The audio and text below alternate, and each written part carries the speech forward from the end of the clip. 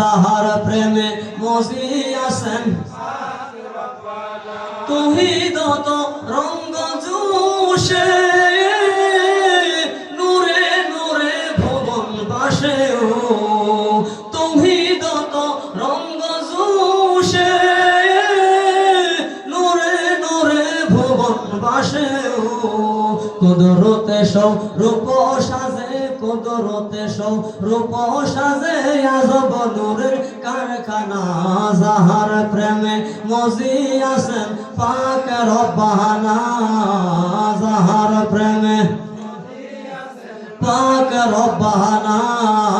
নিদান কালের দয়াল নবী নিদান কালের দয়াল নবী যারে আমরা ছিলাম না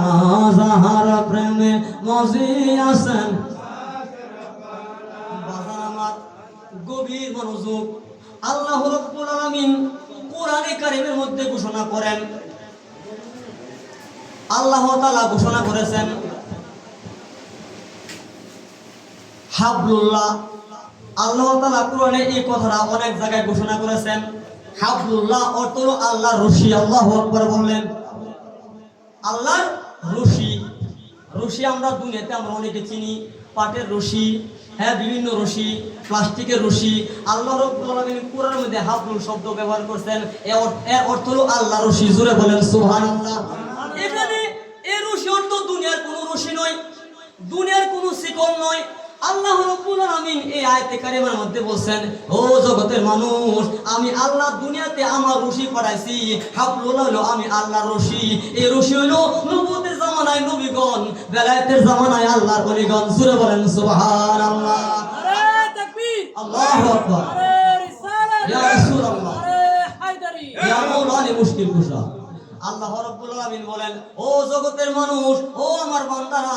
আমি আল্লাহ হইতে জগতের বাজারে রশি পাঠাইছি হাবলুল্লাহ আমার রশি পাঠাইছি তারা হলো আমার নবী তারা হলো আমি আল্লাহর বন্ধু তারা হলো আমার পেয়ারা বান্দা আমার নৈকট্য প্রাপ্ত বান্দা যে ব্যক্তি আমার রশিকে আঁকড়ে ধরবে আল্লাহু আকবার আমি আল্লাহ হইতে যে রশি দুনিয়াতে পাঠাইছি এই রশিকে যারা আঁকড়ে ধরবে ভালোবাসবে অন্তরের মধ্যে তার ভালোবাসা ধারণ করবে তারা হলো ঈমানি ফুজি তারা হলো ঈমানি টিকার এই ফুজি তারা দুনিয়া থেকে কবরে লয়ে আইবে তাদের কোনো ভয় নাই তাদের কোনো চিন্তা নাই জোরে বলেন সুবহানাল্লাহ হাবলুল্লাহ হলো দয়াল নবী হাবলুল হলো মাওলা আলী শেরে খোদা হাবলুল হলো মা ফাতেমা জোহরা ইমাম হাসান হোসেন এবং মাওলা আলীর দরজায় বেলায়েতপ্রাপ্ত আল্লাহর ওলি আমার মহান মুর্শিদ কিবলা জোরে বলেন সুবহানাল্লাহ আল্লাহ পাক কোরআনে কারিমে তাগিদ দিচ্ছেন ও আমার বান্দারা জানিয়ে রাখো ইবলিস শয়তান হলো তোমাদের সবচেয়ে বড় দুশমন যদি আমার রশিকে আঁকড়ে না ধরো তাদের হাতে বয়তে রাসূল গ্রহণ না করো তাদের নকশে কদমে না চলো জানিয়ে রাখো ইবলিস শয়তান তোমাকে যুক্তি দিয়া উক্তি দিয়া তোমাকে ভুল পথে ধাবিত করব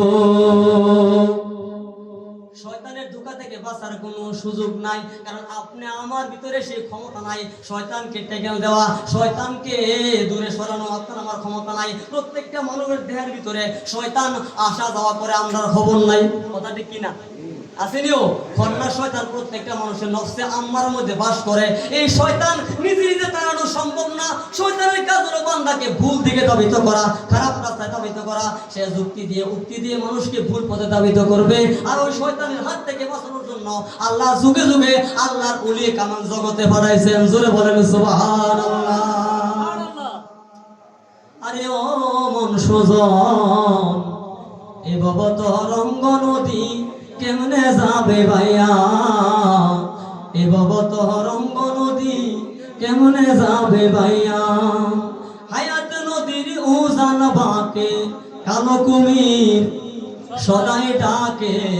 হায়াত নদীর উজান বাঁকে কালো কুমির সদাই ডাকে যেজন হুঁশিয়ার থাকেন যেজন হুঁশিয়ার থাকেন সে যাবে পার হইয়া রে আরে ও রশিক নায়া এ বাবা তো রঙ্গ নদী কেমনে যাবে ভাইয়া এ বাবা তো রঙ্গ নদী কেমনে যাবে না উঠে কায়া বালুর সরে ধন লুঠিবে ছয়জন সুরে নিবে তোমার সম্বল হরণ করে না উঠে কায়া বালুর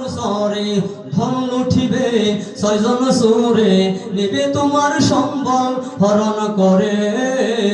যে দয়াল সে দয়াল বশরের শরণ, যে দয়াল সে দয়াল আইনুলের শরণ, সে যাবে পার হয়ে রে।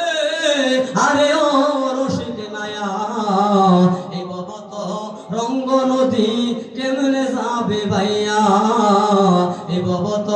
রঙ্গ নদী কেমনে যাবে ভাইয়া। জোরে জোরে বলেন সুবহানাল্লাহ।